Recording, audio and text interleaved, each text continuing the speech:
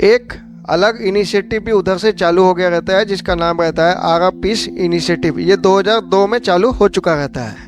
यानी कि जब रोड मैप फॉर पीस 2003 में फेल हो जाता है, उसके बाद ये अरब पीस इनिशिएटिव कंटिन्यू रहता है। इसको सऊदी इनिशिएटिव भी कहा जाता है क्योंकि इसको प्रपोज किया गया था उस समय के सऊदी प्रिंस अब्दुल्ला के तरफ से, और ये प्रपोजल इन्होंने दिया था एक समिट में जिसका नाम है बेरूट समिट 2002। यानी कि बेरूट में ये जाके मिले थे 2002 में, जहाँ पे इन्होंने इस चीज को प्रपोज किया था।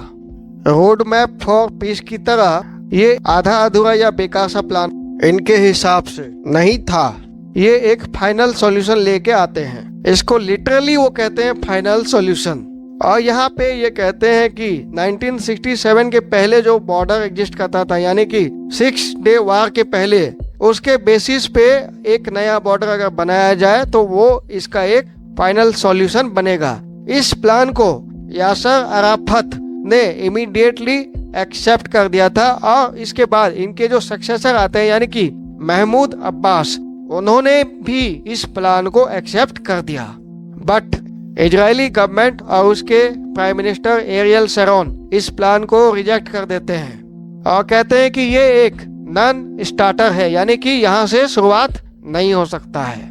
वो इस बात को मानते ही नहीं है कि 1967 के पहले जैसा बॉर्डर था वैसा बॉर्डर पे वो एग्री कर सकते हैं या फिर वैसा बॉर्डर फिर से बन सकता है, क्योंकि 1967 में इतना बड़ा वार लड़ने के बाद उन्होंने कुछ एरियाज को कब्जाया था। अब उसको वो वैकेट करने के लिए नाराज हो जाते हैं। 2015 में इजराइल में नया प्राइम मिनिस्टर आते हैं बेंजामिन नेतन्याहू।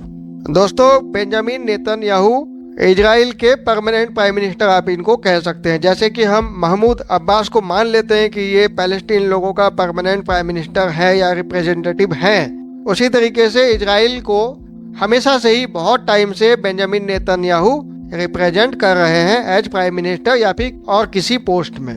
ये 2018 में इस प्लान को रिजेक्ट कर देते हैं, यानी कि इनिशियली मानने के बाद में वो इसको रिजेक्ट कर देते हैं।